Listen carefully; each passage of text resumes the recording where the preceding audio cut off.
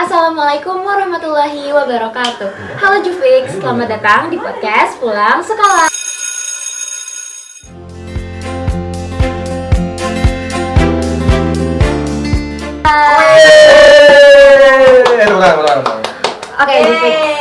Oke, Jufix. Jadi setelah kita sudah melewati beberapa episode dan episode kemarin kan tuh tanpa aku ya. Jadi di episode terakhir kali ini ditemenin lagi sama aku Naila Khairi Sabita selaku host pada podcast Pulang Sekolah. Nah, di episode terakhir ini kita sudah mendatangkan narasumber yang spesial banget, apalagi untuk para anggota jurnalgrafi. Kira-kira siapa ya? Siapa tuh? Oke, kita sudah mendatangkan pelatih ekskul jurnalgrafi Mas Bilan Jakarta Timur. Hei, halo. Mantap. Oke, Bang Pai boleh dong Perkenalan dulu. Iya, perkenalan dulu ke Jufix yang ada di rumah. Iya lagi. Iya lagi. Cepet lah. Ya, perkenalkan saya sebagai salah satu pelatihnya karena untuk jurnalgrafi di Mansel sendiri ada 2 pelatih. Yang pertama ada Kak Nisrina Isnaini Erdila dan kedua itu saya sendiri yaitu Fatswai Atawah. Jadi kalau untuk Kanina dia lebih banyak bagian teknis dan penulisan dan segala macam. Untuk teknis, fotografi dan videografi itu biasanya dari saya. Ya, oke. Terus Bang Pai boleh gak sih kasih tau ke teman-teman semua nih, Bang Pai itu lahir tahun berapa sih? Kok kayaknya gaul banget gitu loh. Gokil. Iya, gokil banget. Shit. Gue lupa itu kasar ya. Tetek itu. 90-an. Ya, jadi ini permainan yang rutin dilakukan setiap tahun ya untuk semua angkatan kelas 10 yang baru, yaitu menebak umur saya. Karena dengan tampang seperti ini. Kira-kira umurnya berapa ya? Iya, berapa? Ayo, ada yang mau nebak kan nih? Nebak. 70-an. 70-an. Ayo, lagi? 40. Ada yang 40. Ayo, bro. 19. Oh my Gila. god. Ya, masih sohib banget ini kita. Iya, jadi saya itu pelatih jurnal fotografi baru berumur 21 tahun ya. Itu lahir tahun 2004. Pada bulan apa tuh? Bulan Maret enggak salah. Oke, dikit lagi guys. Informasi rahasia. Mantap Miran. Oke. Iya. Oke guys. Jadi Bang Pai ini kan masih umur 21 tahun, kayak itu masih muda banget, bahkan kayak masih kita lah, maksudnya kayak kita tuh masih seangkatan gitu. Iya, Gila, lah. Iya. Masih gaulnya tuh masih sama gitu Iya. kan. Tapi kok Bang Pai ini udah punya banyak banget pengalaman gitu kan. Jadi boleh gak sih Bang Pai juga cerita ke kita gimana sih rasanya menjadi pelatih ekskul jurnalgrafi di umur yang kayak itu masih muda gitu loh. Gini. Kayak gitu. Ya. Menarik. Menarik. Jadi untuk nih pertanyaan pertama tuh ya jawab ya. Oke. Jadi kenapa bisa banyak pengalaman? Sebenarnya nggak banyak banget. Cuman ada lah pengalaman. Jadi untuk saya kan basic saya kan emang fotografi. Dan di fotografi itu emang pertama kali megang kamera. Emang manusia berprivilege, yaitu Kanina, Kak Nisrina ini kan kakak saya juga sebenarnya pelatihnya. Jadi beliau itu kuliah broadcasting di BSI dulu. Nah, ada kamera di rumah nih nganggur. Nah, karena kalau nggak salah kemarin juga bapak ketuanya juga berkata masuk jurnal karena Punya kamera. Betul. Jadi awal masuk ke dunia fotografi juga karena ada kamera dan kayaknya keren gitu kalau bisa pegang kamera kan. Jadi dari kelas 1 akhir lah, 1 SMP akhir tuh udah mulai belajar kamera.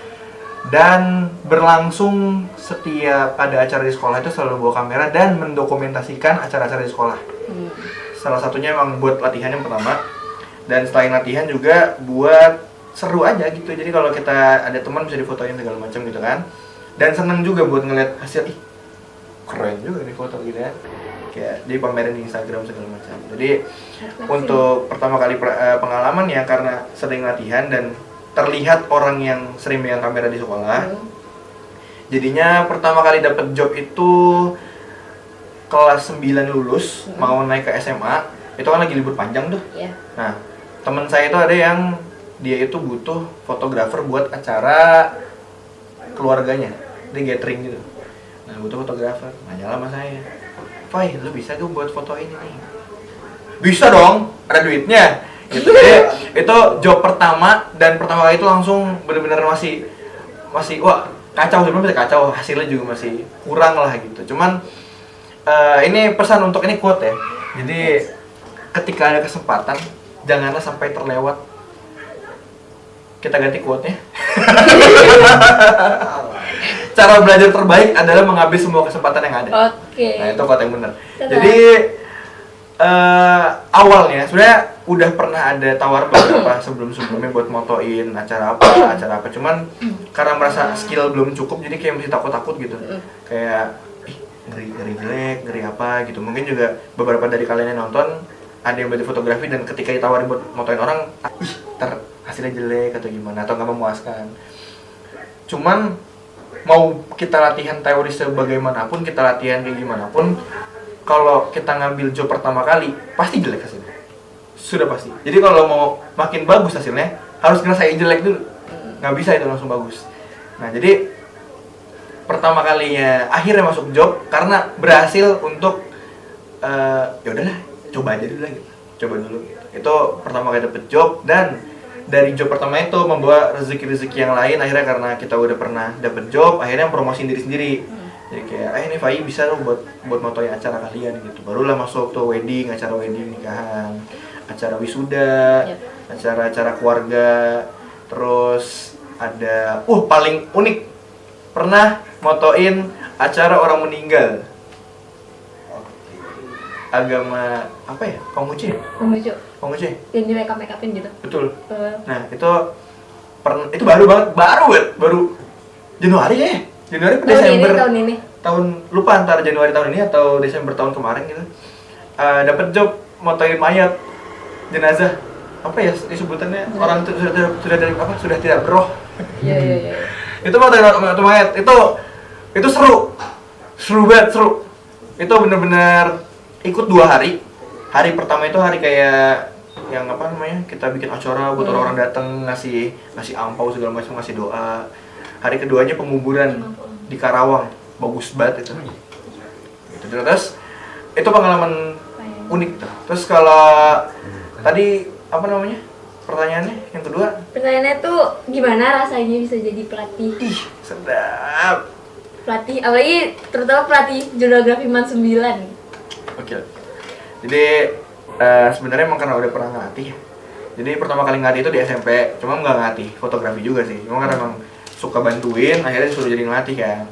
Itu kepikiran, kan emang ngelatih dan suka ngelatih gitu. Terus juga bisa fotografi kan. Kebetulan waktu itu Mansur lagi butuh butuh pelatih eskul buat fotografi. Tadinya Kanina itu kan pelatih jurnal ya. Nah tadinya saya tuh ditawarin buat pelatih jurnal, cuman karena kebetulan waktu masih ada pendidikan di Solo nggak bisa diambil kan, oper ke Kanina dulu yang ngajar. Ternyata pas pulang dari Solo butuh pelatih fotografi, masuk saya jadi fotonya. Dan perasaannya senang atau dia senang karena emang udah dasarnya senang ngajar. Karena apa ya, ngelihat orang yang tadinya nggak bisa jadi bisa, yang tadinya tidak berpengalaman jadi pengalaman, yang tadinya masih suka apa ya, kalau kita ngajar kan banyak ngelihat karakter yang berbeda-beda ya, terus kayak ngetes diri sendiri aja cara ngehandle atau gitu gimana. Jadi ya seneng lah, enjoy, seru kacau. Kalian tuh asik banget guys. Tapi emang nggak ada yang gak serunya? Ada lah. Wih, bridgingnya bagus banget. Ada yang gak serunya? Ada. Yang serunya tuh kalau seperti yang tadi kita sudah bahas. Enggak, kayak kita nggak pernah ngebahas. Nggak bahas buruk. Kan dalam satu eskul kan tiap orang beda-beda. Iya. Terus juga mereka punya cara berpikir yang beda, sifat-sifat yang berbeda. Kadang mah ada aja yang kurang berkenan di hati atau kurang enak lah untuk di eskul. Ada ya orang yang kurang bertanggung jawab untuk hal-hal itu gitu. Jadi kalau ditanya ada nggak enak ya? Ada, cuma banyakan serunya karena ya 10% lah, enggak 1% yang nggak serunya. Jadi aman. Kita break dulu. Kita masuk segmen 2 karena udah mau habis dulu waktu 10 menitnya. Wih, kita kembali lagi di 10 menit kedua. Kok ini kayak narasumbernya ya? Iya. Kalian semuanya ya? Oke, Bang Fai. Lanjut. Oke, ini kayaknya Bang Fai ini kan kayak tadi udah banyak banget ya pengalamannya, terus juga katanya seneng banget ngajar ini itu. Tapi buat saat ini nih, ada kesibukan apa aja sih Bang Fai selain ngelatih jurnal di Man 9 ya? Menarik terus supaya basic ya pertanyaannya. Jadi sekarang lagi sibuk kerja aja. Nggak. Jadi sekarang Selain ngajar itu kan di dua sekolah. Ya. Ngajar kir emang agak jauh sama ini. Yang kedua ngajar fotografi di Manten 9. Cuman di luar itu saya ini ada pekerjaan tetap juga, yaitu menjadi videografer di salah satu restoran dan juga salah satu content creator. Oh my god. Dan kenapa itu doang kesibukan sih? Nggak ada, nggak jadi kenapa. Itu doang. Oh, sama lagi ngebangun sebuah media yang akan dijalankan. Kayaknya ini apa tuh deh? Udah jalan nih? Ini kapan? Abis lebaran? Habis lebaran, udah jalan berarti medianya. Apa tuh? Bang? Ceritain dong. Silakan tolong di follow. Nih, dicantumin ya, editor. Editor, dengerin. Itu di sana nih. Nih, itu di sana. Oh, dengerin. Nih, harus masking, harus jalan. Teksnya harus jalan. Set, add page to picture. Nah, ini medianya. Nih, tolong di follow ya. Harusnya di jalan, harusnya. Semoga. Kalau nggak ada tadi di-cut. Semoga udah jalan. Apa tuh? Jadi itu tentang apa tuh, Bang? Mau ngebangun wadah buat orang-orang yang mau belajar perkreatifan, dunia kreatifan, dan juga emang mau ya biar kita sekalian latihan juga sekalian menaikkan nama. Ya siapa tahu ada pundi-pundi keuntungan dari situ kan. Jadi ya pas to picture silahkan dilihat kalau sudah ada medianya. Tolong editor. Ya, Please. itu kesibukannya. Jadi selain ngurus itu kerja, ngajar, ngelatih, sama ya sibuk dari kesibukan. Nah dari kan itu tadi itu berarti beberapa kesibukannya masih apa ya, ada sangkut pautnya sama dunia fotografi, dunia perfilman kayak gitu-gitu. Tapi Bang Fai itu pernah ngerasa jenuh gak sih ada di dunia itu? Maksudnya kayak kan dari dulu Bang Fai udah megangnya fotografi. Pernah jenuh gak dan kayak ngerasa kayak pengen berhenti gitu? Pernah gak? Ini benar menarik. Sumpah. Ini benar menarik. Ini serius menarik. Karena ada fasenya waktu awal-awal ngambil freelance fotografer itu, setelah yang tadi tuh yang gathering tadi, itu kan udah mulai ngambil weddingan segala macam. Ya ada beberapa job yang karena kita merasa udah mulai profesional nih gitu kan, udah mulai mengerjakan sesuatu emang dibayar dan itu kita suka gitu. Apa nggak seneng gitu kan? Dengan tingkat happy yang tinggi, excitementnya juga tinggi gitu buat ngerjain. Pernah satu job itu bener-bener niat buat pagi kita foto-foto gitu orang weddingan. Ganti jangan weddingan ntar ketahuan. Pokoknya ada satu job yang siangnya kita acara.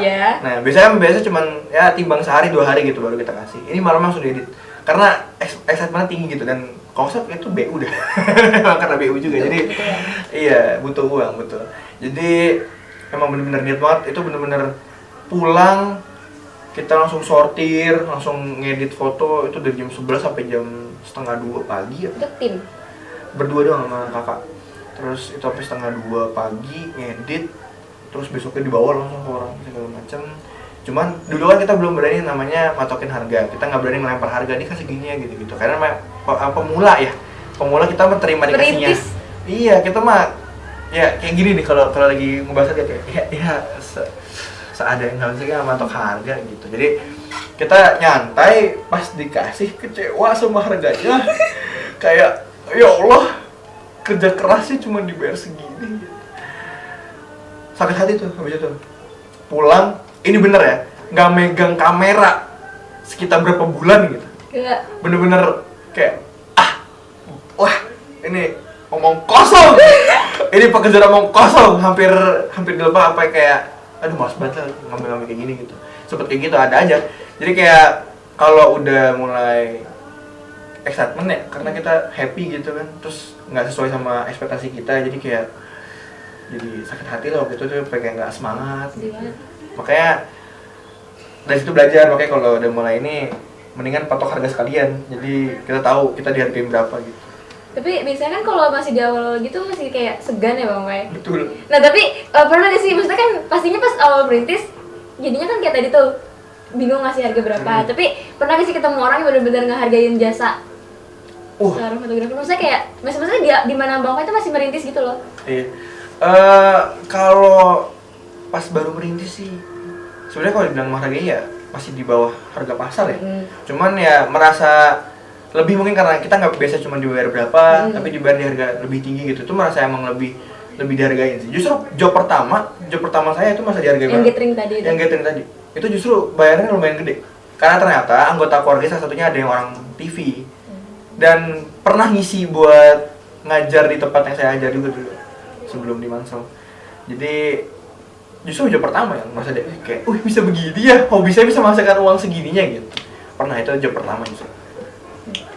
Terus oke Bang Fai, tadi kan kita udah ngebahas kayak tentang diri Bang Fai lah ya. Sekarang kita mau masuk ke bener-bener tentang jurnalgrafi 9. Boleh. Oke. Jadi aku mau confirm dulu nih, kan tadi Bang Fai udah sempet mention kalau misalnya di kita tuh pelatihnya ada 2 ya, ada Kanina dan juga ada Bang Fai. Nah Kanina ini kan emang fokusnya lebih di jurnalistiknya, sedangkan Bang Fai ini di fotografinya. Terus juga jurnalgrafi 9 ini kan gabungan kan antara jurnalistik dan fotografi. Nah gimana sih cara Kanina sama Bang Fai, sorry guys, Kanina sama Bang Fai untuk ngegabungin kedua hal itu gitu loh. Gimana caranya biar bener-bener maksudnya? Biar klop. Iya biar klop. Solid. Enggak juga sih. Oke. Biasanya, ya. Tadinya mau begini cuma kayak udah garing banget ya. Iya. Setiap Apa itu? pertanyaan ya. Iya, udah basi. Haha, lucu. Ya, jadi kalau pertanyaannya itu gabungin antara pembelajaran dari Kanina sama dari saya, anjay. Saya. Geli banget. Sebenarnya secara dasarnya kan emang semua ilmu kreatif itu kan dibagi 2, emang ada teknis sama ada teori. Iya. Ya pembagiannya sebenarnya tinggal dibagi doang, karena setiap perencanaan teknik kreatif itu pasti ada penulisan, pasti ada masuk, strukturisasi pasti masuk. Jadi ya teori yang dibawa sama Kanina bisa banget disambungin sama fotografi. Contoh, kita misalkan mau ngebahas dokumentasi gitu. Secara dokumentasi tinggal dibagi 2, lapangannya fotografi dan teori dan Report scripting segala macam itu tinggal penulisan, tinggal artikel gitu kan bisa dibagi 2. Terus film, penulisan skrip, produseria, penulisan surat izin, surat kerjasama, surat talent itu bisa sama Kanina. Tapi teknis kamera, teknis lighting, audio itu bisa sama saya. Jadi kalau ngebagi gitu mah harusnya emang setiap proses kreatif itu bakal dibagi jadi 2 antara teori penulisan dan juga teknis dan alat. Oh, itu tapi kan pas awal-awal itu kan kita benar-benar kepisah ya Kak, antara jurnalistik sama fotografi. Iya, itu fotografi sendiri sama Bang Fai, terus jurnalistik sama Kanina belajarnya. Nah, tapi kan pada akhirnya Bang Fai sama Kanina mutusin untuk udah digabung aja, pembelajaran semua digabung, tapi dibagi per divisi. Itu tuh Bang Fai ininya apa sih, maksudnya kayak pertimbangannya apa buat akhirnya yaudah deh mending digabung aja kayak gitu. Kita udah nyobain beberapa cara sebenarnya. Buat gimana caranya pembelajaran biar efektif gitu, antara pembelajaran teori masuk tapi teknis juga masuk gitu, karena susah banget dengan waktu yang kita cuman punya 1,5 jam dan kita nggak boleh ada kegiatan di luar itu. Jadi ya mau nggak mau kita memaksimalkan waktu 1,5 jam itu kan. Jadi ya tadinya emang mau dipisah doang kelasnya, jadi emang anak-anak produksi, anak-anak persiapan gitu. Cuma ternyata tidak efektif juga gitu. Jadinya kan nggak semua orang produksi bisa produksi terus, nggak semua orang persiapan bisa persiapan terus gitu. Jadi ya mau nggak mau kita harus pikirin cara lain buat ngegabungin itu gitu. Yang tadinya kepikirannya itu kita bagi, jadi tadinya saya udah nyusun kurikulum tuh. Oh, oke. Udah nyusun kurikulum kayak misalkan semester 1 nanti yang belajar teknis kelas berapa, yang belajar teori kelas berapa. Terus nanti semester 2-nya diputer, terus materi diputer segala macam gitu. Tapi udah nyoba kayak gitu. Cuma kalau pikir-pikir kayak ribet juga deh kalau per kelas gitu kan. Dan materinya juga susah kan, 1,5 jam doang gitu. Akhirnya ya udah pikir mending kita gabungin aja, secara general kegiatannya kita gabung, cuman pelaksanaan yang dipisah tuh secara ini. Jadi kayak ini podcast ini gitu. Podcast ini tuh dibagi jadi beberapa divisi gitu. Ada divisi pre-produksi, produksi dan post produksi. Otomatis pre-produksi diurus sama penulisan, sama tim kreatif. Itu berarti bisa dipimpin sama Kanina buat ngurus ide, ngurus konsep, ngurus skrip, ngurus research, itu sama Kanina. Dan pas produksi kita butuh alat, butuh lighting, butuh kamera segala macam, itu bisa belajar langsung sama saya gitu secara teknis gitu. Jadi sekarang kita menggunakan sistemnya itu pakai program yang disatuin, cuman cara pembelajaran dalam pelaksanaan program yang dipisah. Nah, terus kan berarti jadinya nih kegiatan-kegiatannya juga agak sedikit berubah gitu kan ya Bang Fai, kayak cara nyampein materinya segala macam. Terus tadi kan Bang Fai juga sempat bilang Bang Fai udah nyusun kurikulum kayak gitu-gitu. Nah itu kan akhirnya harusnya diterapinnya ke kegiatan rutin. Nah Bang Fai boleh kasih tahu gak sih ke teman-teman Juvix yang ada di rumah, ada kegiatan apa aja sih kita selama kita tuh belajar di jurnalgrafi ini, kegiatan itu apa aja? Terus ada gak sih project-project yang benar-benar spesial? Apalagi menurut Bang Fai sebagai pelatih. Aduh, iya lagi. Jawab dong. Iya lagi. Jadi seperti yang tadi di-mention, jadi cara pembelajaran sekarang lebih diefektifkan dengan cara learning by Doing. learning by doing. Bagus sekali kawan-kawan. Jadi learning by doing belibet kan. Jadi learning by doing itu Full. Yang ini. full memory. Goks. Jadi learning by doing itu dibuat jadinya kita itu belajar pas kita lagi mau mulai produksinya gitu. Jadi kayak misalkan skrip tetap diajarin cara nge-script gimana. Nanti kita udah mulai produksi, kita produksi gimana gitu. Jadi nah buat program selanjutnya ini nih, otomatis kita bakal banyak ngelakuin program-program yang menggunakan dua sistem tadi kan. Yeah. Dari persiapan sama produksi gitu. Dan jadinya kita yang pasti bakal dilanjutkan, kita tidak tahu ini akan dilanjut apa enggak, cuman sepertinya lanjut jadi season 2. Amin. Enggak tahu. Amin deh. Pulang sekolah season 2 kita bakal mengundang banyak bintang tamu yang lebih istimewa dari sekarang, semoga. Nah, cuman di luar itu, jurnalgrafi ini dekat banget sama yang namanya industri perfilman. Jadi kita kemungkinan besar bakal yang tiap tahun rutin lah bikin film minimal 1 film pendek. Gitu, karena secara belajarnya kita enak banget, karena kalau film itu kita belajar penulisan skrip, terus kita belajar manajemen, karena ada namanya divisi produserial, itu yang dia yang ngurusin tuh, ngatur jadwal, ngatur kerjasama sama, misalnya kita ada kerjasama sama OSIS gitu, bikin suratnya, ntar ada peminjaman tempat, bikin suratnya gitu. Jadi dari materi-materi yang Kalina bisa disampaikan sama Kalina, cuman dari kita pembuatan produksi, penyiapan. Jadi bikin film tidak semudah itu kawan-kawan. Buat ngambil gambar aja itu perlu direncanain. Ada ininya panjang tuh dokumennya. Ntar persin dia bakal ada. Ntar pause dulu. Nah, kegiatan yang paling yang pasti kita ambil paling buat film, kayak setidaknya setahun sekali. Nah, kenapa film? Karena secara materi yang bisa dibawain di film itu bener-bener banyak dan kadang-kadang mencakup hal-hal di luar film justru. Kayak misalkan penulisan, terus juga managing people, ya pokoknya banyak lah. Kayak ada divisi produserial, dia itu ngurus surat kerjasama, surat talent, surat izin segala macam, teknis. Buat shot itu nggak gampang, nggak cuman kita asal enggak. Ada perencanaan, ada shot, betul? Ya, ada namanya shot list. Terus belum juga kita perencanaan untuk properti, persiapan properti dan segala macam. Jadi dari banyaknya materi yang bisa dibawakan, itu bakal banyak banget materi turunannya tuh. Jadi yang paling pasti banget ada setiap tahun itu buat film. Karena dengan kita belajar buat film, kita juga belajar tuh buat belajar buat materi-materi yang di luar itu justru.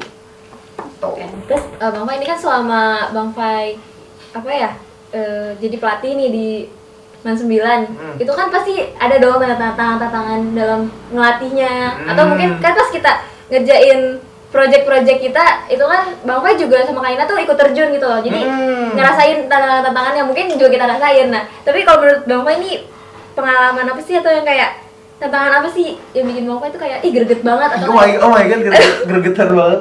Itu yang bener-bener kayak, atau mungkin yang sering dihadapin lah menurut Bang Fai. Ini, kalau kita udah jadi pengajar ya, ini mungkin bu-guru yang nonton setuju dengan saya. Halo, Bu. Kita itu tidak pernah bermasalah sama orang dalam tanda kutip bodoh. Cuman kita bermasalah sama orang yang nggak punya semangat dan tidak berniat untuk belajar. Ya. Nah, kadang kalau cuman bertemu sama orang-orang yang kurang secara intelektual tidak setinggi itu untuk memahami pembelajaran secara cepat, kita masih nggak masalah selama anaknya niat belajar. Kalau anaknya niat belajar, sampai kapanpun saya bimbing. Tapi kalau udah dari bawah, dari dasar hatinya itu tidak niat, itu mau diajarin gimana pun susah.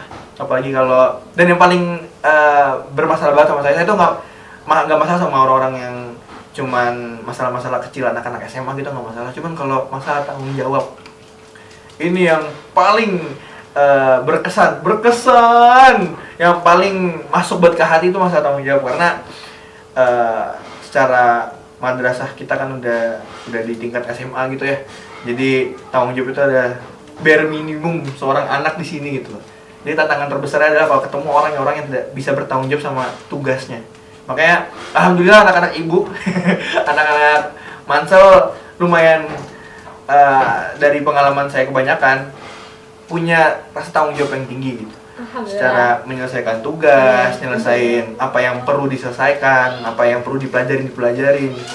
Secara tanggung jawab punya rasa tanggung jawab yang tinggi gitu. Cuman kadang-kadang ada aja yang nggak usah pakai beberapa, ada aja yang nggak bertanggung jawab sama apa ya keputusan yang diambil gitu. Jadi paling kalau ditanya tantangan yang sulit ya, itu yang ngadepin orang kayak gitu, karena kita mau ngeberhentiin itu hak dia untuk belajar, nggak diberhentiin kurang ajar. Jadi ada untungnya kalau dia pengen berhenti sendiri sih.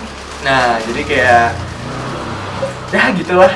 Ya, paham lah ibu-ibu lah. Sorry. Oke. Nah, terus Bang Fai kan tadi Bang Fai bilang ya kalau misalnya Bang Fai ini nggak masalah kalau ada anak yang mungkin kurang bisa nanggepin sesuatu dengan cepat atau segala macam, ya Bang Fai tetap mau bimbing gitu kan. Tapi akhirnya Bang Fai pernah gak sih nemuin anak yang kayak mungkin awalnya emang susah nih dalam belajar tentang fotografi ataupun jurnalistiknya, tapi lama-lama nih Bang Fai ngeliat ada perkembangan di dirinya dia tuh, ada gak sih? Dari anak jurnal, entah mungkin yang di sini atau yang di Mandalas lah. Bebas. Wih, sebut merek. Gak apa-apa guys. Itu Mandalas partner. Ada, banyak lah. Gimana cara biar bisa sampai di titik itu tuh Bang Fai gimana? Maksudnya kayak ngajarin merekanya. Gini ya, setiap orang kan nggak punya kemampuan yang sama ya. Iya. Secara kecerdasan juga kan ada beberapa kan. Kadang-kadang orang tuh terlihat kurang pintar, itu karena dia milih bidang yang salah aja. Kalau kita udah bimbing kayak, ini tugas sebagai pelatih gitu ya, sebagai pembimbing gitu, kita justru tugas kita untuk ngarahin, kayaknya kamu bagusnya di sini deh, kayaknya lu bagusnya di sini deh gitu. Dengan kita ngebimbing itu, dan kalau benar, itu perkembangannya bisa sangat, maaf ini di outframe ada yang songong. Kadang-kadang tuh kalau kita udah arahin dengan benar, perkembangannya bisa cepat banget karena sesuai dengan kecerdasan yang dia punya gitu. Jadi setiap orang itu pintar. Kadang-kadang terlihat bodoh karena dia mengambil bidang yang salah gitu. Jadi kalau ditanya perkembangan, hampir semuanya berkembang. Hampir semuanya berkembang dari yang nih, Bapak sih masuk inframe dikit. Masuk kan? Enggak mau. Ada Arya kelas berapa? 11. A. 11? A. Arya kelas 11A gitu. Awal kelas 10 mah nggak kelihatan gitu. Maksudnya, di kelas 10 nggak sih? Iya, di kelas 10 Semester 2 kan akhir kan? Iya. Maksudnya waktu si Arya ini masuk gitu, dilihat secara kompetensi mah nggak kelihatan. Apalagi dilihat dari keaktifannya di kelas gitu, bercanda mulu kerjaannya gitu. Betul. Cuma ketika akhirnya kita arahin buat dia milih kebebasan untuk kerjain sesuatu, pernah jadi di kelas film itu bakal ada yang namanya penulisan skrip dan semuanya bikin skrip kan? Iya, betul. What? Enggak ya, mau lah. Wah. Ada yang Cuman jadi talent ya. Cuman hampir semuanya itu buat skrip masing-masing. Dan Arya ini penulisan skripnya lumayan bagus. Arya Hadian yang orang teknis bikin skrip lumayan bagus gitu. Itu perkembangannya kelihatan banget waktu udah kelas 11 ini gitu. Dan sekarang dia anak sound parah, ngurusin sound banget. Betul anaknya. ya, guys.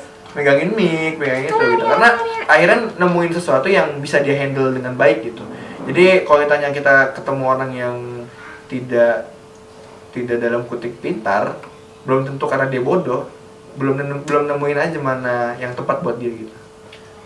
Oke, nah terus tadi kan kita udah bahas mungkin beberapa yang agak kurang menyenangkan ya, yang tadi tantangan-tantangan itu yang kurang menyenangkan, tapi kita nih sebagai anggota Jurnalgrafi juga penasaran banget, Bang Fai ini ada gak sih hal yang berkesan yang selama kita ngajar, selama kita diajarin sama Bang Fai? Dia ngajar sorry guys, selama diajarin sama Bang Fai ini, Bang Fai ada gak sih pengalaman yang mungkin kayak berkesan banget nih sama anak Jurnalman 9 gitu, atau mungkin kayak pas liputan atau pas syuting atau ada di momen-momen tertentu, atau mungkin di luar dari proker kita gitu? Ini berat banget kayak. Jawab. Dan gitu semua. Ya sejauh ini sih happy aja sebenarnya. Kalau ditanya berkesan, Masa dari se-happy-happy itu nggak ada yang paling kayak wah ini gila nih drama 9. Sebenarnya yang paling lumayan bikin wow ya, proker ini. Jujur karena ini buat penontonnya sekedar info, syuting ini di rumah saya. Betul, jadi kita bukan mendatangkan Bang Fai tapi kita datengin Bang Fai. Iya, jadi ini di rumah saya. Thank you. Sebuah hal mengejutkan, maksudnya mereka ini kan rata-rata karena sekolahnya di Mansel gitu, rumahnya daerah-daerah sana kan, maksudnya daerah-daerah Duren Sawit, daerah-daerah Pondok Kelapa gitu.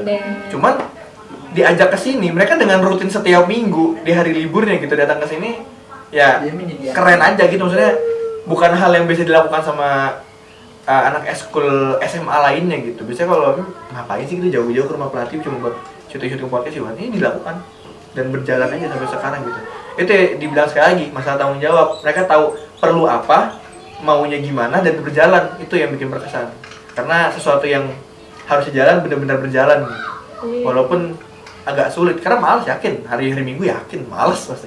Mau tidur. Oh. Mau tidur. Cuma kan ada tanggung jawab yang perlu diselesaikan. Betul. Jadi itu berkesan lumayan. Lanjut.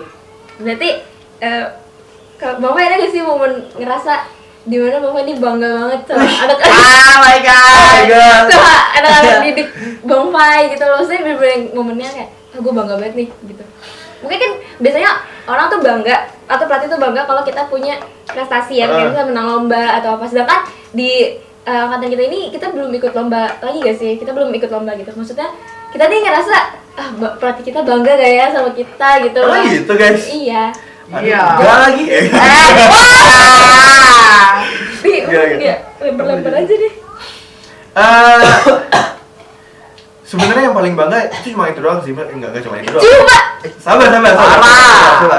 Maksudnya yang paling membanggakan buat saya tuh nggak terlalu peduli soal prestasi yang kalian dapat gitu, karena lomba pun yang saya harapin kalian dapat itu bukan piala atau juara gitu. Itu kalau dapat alhamdulillah. Cuman yang paling saya pengenin kalian dapat itu pelajaran di lombanya.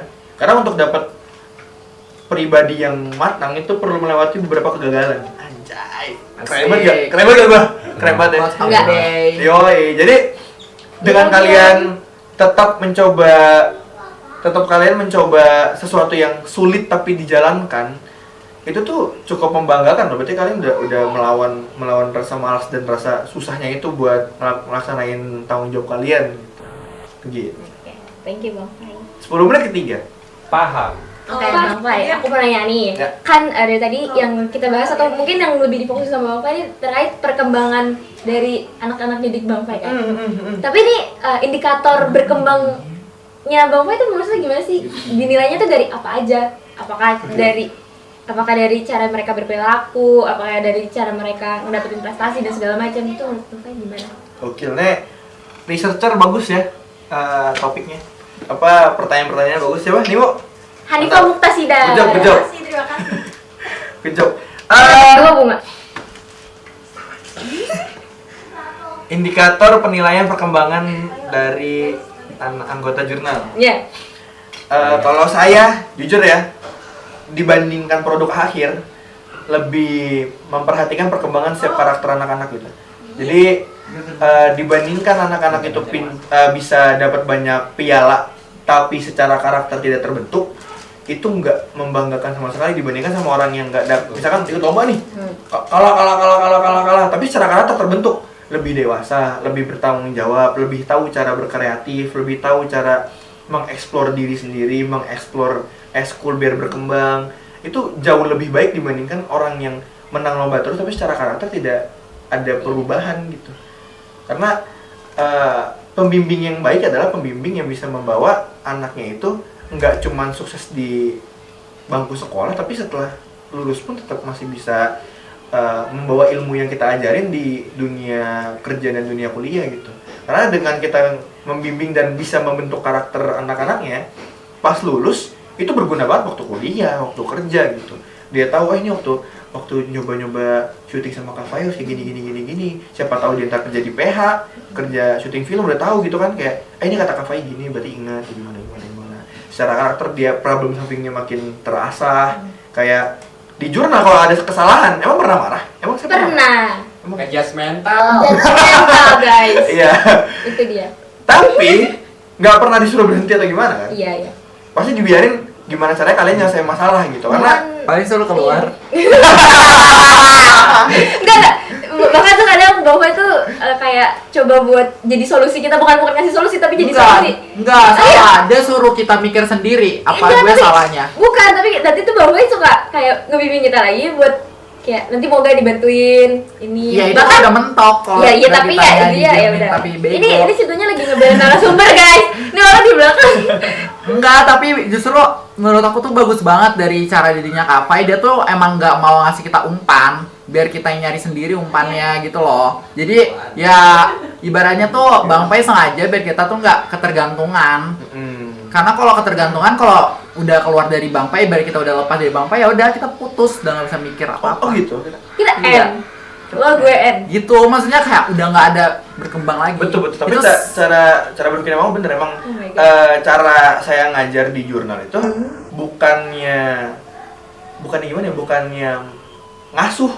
Bukan ngasuh, nggak mau ngasuh saya. guys, bukan. Tapi membiasakan anak-anak buat melatih yang paling penting ya, problem solving. Yes. Itu satu skill yang paling berguna di dunia. Yippee. Satu skill yang paling berguna karena dengan kalian bisa menyelesaikan masalah dengan data-data yang kalian punya dan menyelesaikan masalah sendiri, itu berarti kan udah siap bertanggung jawab atas diri kalian sendiri gitu. Ini ada pertanyaan waktu itu. Saya pernah ngajak murid lain, anak Mandalas, itu ngajakin dia ambil Iya. job kerjaan gitu. Terus ditanya sama orang tuanya. Ini ditanya sama orang tua gua nih Kak, yang tanggung jawab nanti siapa? Gua tanya, dia punya alat kan? Gua tanya saya tanya balik gitu. Tanggung jawab atas alatnya atau tanggung jawab atas elunya gitu. Ditanya dua-duanya. Tanggung jawab atas alatnya, tanggung jawab elu. Kalau tanggung jawab diri lu, ya elu. Karena kalian udah mulai SMA gitu. Cara kalian untuk bertahan hidup ya tanggung jawab sama diri sendiri gitu. Caranya gimana? Membiasakan problem solving, belajar hadapin masalah, tidak kabur. Belajar untuk bertanggung jawab atas masalah sendiri, tidak kabur. Emang ada tuh yang kabur. Ada aja Mas Hadian. banyak. Iya gitu. Jadi bener kan kata Maul. Jadi kalaupun tiba-tiba saya keluar dari dari ngelatih, kalian udah ada bekalnya buat dibawa gitu. Jadi Betul. ada nggak masalah karena kalian udah terbiasa untuk kerjain sendiri, udah bertanggung jawab sendiri gitu. Jadi tugas saya adalah ngasih materi yang perlu kalian perluin dan ngasih gambaran cara untuk nyelesainnya gimana gitu. Ntar cara nyelesain dan bagaimana cara kalian nyelesainnya itu terserah kalian. Dengan kalian terbiasa dengan itu ya mau dilepas pun tidak masalah gitu. Ya, betul banget guys. Iya lagi. Iya lagi. Nah terus kan selama aku juga ngerasain jadi anggota jurnal kan pelatih kita tuh terbuka gitu loh guys. Iya, Kayak kita tuh sering banget ngobrol-ngobrol hal Bestie. enggak juga sih. Oh, enggak. Sering juga ngobrolin hal selain di luar jurnal. Jadi kayak jadi kita juga kalau mau berkembang, kita mau konsultasi tentang potensi kita bisa dengan gampangnya nanya gitu loh ke Bang Fai atau ke Kanina kayak aduh Kak tapi aku galau nih mikirin ini tuh kayak ada aja gitu loh nanti nasihatnya ataupun lebih ke hujatan sih. Lebih ke hujatan sih. Oke, nah terus Bang Fai aku mau nanya nih, Bang Fai ada gak sih harapan untuk ekskul jurnalgrafi atau untuk anak-anak jurnal yang 59? Yang paling terpenting adalah ini Esko bisa memainkan perannya dan berguna untuk paling pertama sekolah karena kita bukan nama sekolah kan. Dan kedua kalau bisa di atas sekolah kayak di level masyarakat itu alhamdulillah banget karena gunanya organisasi kalau bukan buat berguna buat apa gitu. Yeah. Jadi harapannya adalah kita bisa benar-benar berfungsi secara jelas gitu di lingkungan sekolah yang paling minimal ya. Dengan mungkin dokumentasi ketika ada acara gitu yang paling rendahnya ya. Dan mungkin nanti bisa kita berpengaruh dengan cara bermedia di media sosial gitu. Kita bisa ngebantu misalkan distribusi informasi atau gimana gitu kan. Dengan kita berfungsi dengan baik, berarti eskulnya berjalan dengan baik. Oke. Terus kayak ada Kafai, Bang Fai ada tips gak nih buat teman-teman yang mungkin pengen belajar fotografi ataupun jurnalistik, tapi kayak nggak tahu harus mulai dari mana. Oh my god. Kan tadi Bang Fai sama Hadian ya alasan tertarik ke dunia ini. Awalnya? Maksudnya tertarik ke dunia fotografi dan jurnalistik bukan dunia ini maksudnya. Ya itu kan awalnya karena punya kamera. Tapi buat orang-orang yang mungkin sebenarnya tertarik ke dunia fotografi tapi dia tuh nggak punya kamera, jadi hilang gitu motivasinya. Menurut Bang Fai gimana?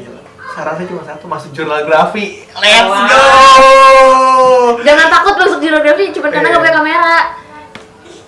Oke, kita coba beneran. Ini coba beneran kan? Beneran? Iya beneran kan? Tipsnya, tips kan? Tips belajar adalah latihan. Dan gini tuh tidak ada masalah. Bahkan saya tidak punya kamera sekarang. Sebagai fotografer kerjanya, sekarang lagi nggak punya kamera. Oke, lanjut. Jadi nggak tergantung alat. Kalau untuk belajar itu yang penting punya HP kan? HP sekarang udah canggih guys. Betul. Udah bisa diatur secara manual, udah bisa memahami segitiga exposure di foto gitu. Jadi modal HP pun udah cukup sebenarnya buat masuk. Dan masuk jurnalistik itu kita nggak perlu nggak harus foto kan? Iya, betul. Ada video, ada lighting kita ada di sekolah.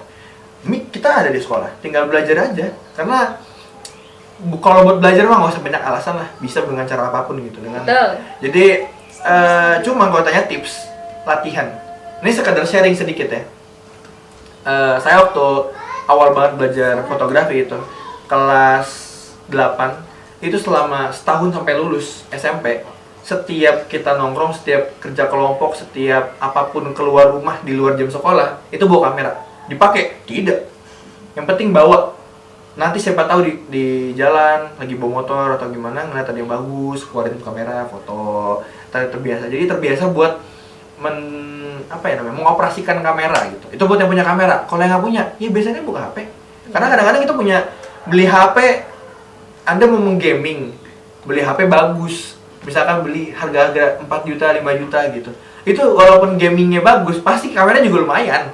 Jadi gunakanlah kamera-kamera di HP kalian buat terbiasa digunakan untuk mendokumentasikan sesuatu gitu. Nggak apa-apa, alay dikit nggak masalah. Alay dikit nggak masalah. Kayak lagi mau jalan-jalan ke Jakarta, misalnya kita LRT-an, KRL-an gitu kan. MRT-an. Iya lagi. Iya lagi Iya kayak lagi. pakailah HP-nya buat foto gitu loh. Rel di foto. Jangan rel di foto. Kelindes ntar. Iya, stasiun. Oh iya tuh. Kereta dan stasiun di Ya, foto. juga bisa difoto lah. Gitu, iya. Aduh, pengen mention seseorang pengen jadi. Cuman di jalan bisa foto-foto, di apa. Pokoknya eksis aja lah. Sudah mulai eksis gitu. Tapi jangan selfie. Ya boleh selfie. Cuman maksudnya ya untuk belajar fotografi kan jangan selfie juga dong. Oh. Iya, pakai kamera depan. Lucu dong ntar jadi. Iya, jadi lucu jadi. Nggak apa-apa, Iya, gemes. gitu.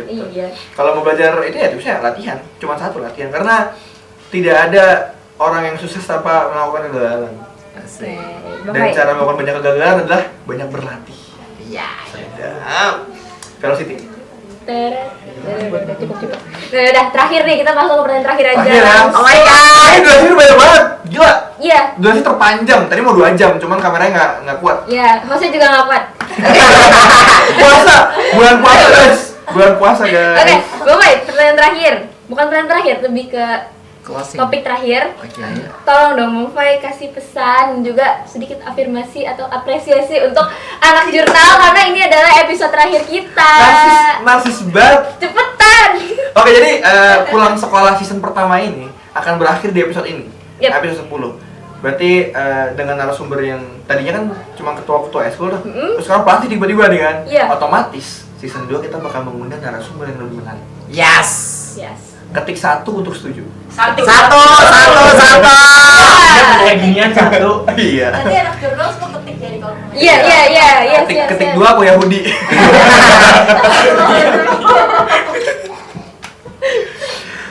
Pesannya jujur ya, sejauh ini yang paling saya banggain justru emang program ini, program pulang sekolah, karena program ada pepatah mengatakan ini untuk orang kuliah ya, skripsi yang paling baik adalah skripsi yang selesai.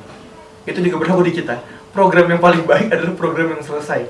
Dan kayaknya sejauh saya ngajar selama 2 tahun sekian ini, ngajar tuh belum ada program yang bener-bener jadi gitu. Kecuali lomba ya, maksudnya kalau lomba kan di luar masalah ini lah. program kayak misalnya kayak radio, podcast gitu. Kadang-kadang mandek di tengah. Mandek di awal. Oh Mandek di iya, awal, di ada awal. banyak program yang mandeknya di tengah atau mandek di awal, akhirnya nggak kelar gitu. Iya. Dan ini podcast bisa berjalan, kita dimarahin Kevin Anggar entah kalau ngomong podcast. Konten ngobrol ini Iya. bisa berjalan sampai 1 season selesai gitu, 10 episode dan hatam gitu. Dan ini sangat membanggakan dan good job untuk tim-tim yang mengerjakan dengan baik. Yeay. Walaupun masih ada beberapa yang harus selesai dan tapi nggak selesai. Ada beberapa program yang harus selesai, medsos harusnya jalan. Hey, antum. Ada beberapa yang masih belum sempurna lah, wajar lah, kita percobaan pertama nggak jalan Alami, beberapa boy. kali ya. Ya it's okay, percobaan pertama yang bagus dan good job saja buat kalian. Dan semoga season 2 bisa berjalan dan bisa Amin. hatam juga Amin. season 2. Amin. Amin. Semoga berjalan dengan lancar dan semuanya bisa lengkap, semua runtunannya yang harusnya selesai gitu loh. Kita. Iya, itu harapannya. Dan untuk afirmasinya, good job kalian sudah bekerja dengan baik dan secara produksi, persiapan sampai post produksi kan sudah bersiap dengan baik. Semoga bisa istiqomah dengan Amin. dengan kualitas yang segini dan semoga kedepannya bisa naik terus kualitasnya. Amin. Jangan berpuas hati dengan hasil kalian sekarang, tapi berpuas hatilah dengan kalian yang terus mencoba dan terus berprogres. Ya gitu aja untuk pernyataan dan afirmasi dari saya. Oke, terima kasih Bang Fahai dan terima kasih untuk Jufix yang sudah menonton mulai dari episode 1, episode 2, episode 3 sampai episode 10 kali ini. Dan semoga kita bisa bertemu lagi di season selanjutnya. Amin. Yeah. Oke, terima kasih. Jangan lupa untuk like, share, comment, dan subscribe. Dan jangan lupa juga untuk share ke teman-teman kalian. Semoga biar podcast ini lebih bisa dikenal lagi. Iya. Yoi. Bikin viral kawan-kawan. Yes, Betul. bikin klip-klip di TikTok juga Pak boleh. Wismanto, tolong diviralin ke grup keluarga. Oke. Terima kasih. Jangan lupa juga pencet Tombol loncengnya. Iya, bye bye.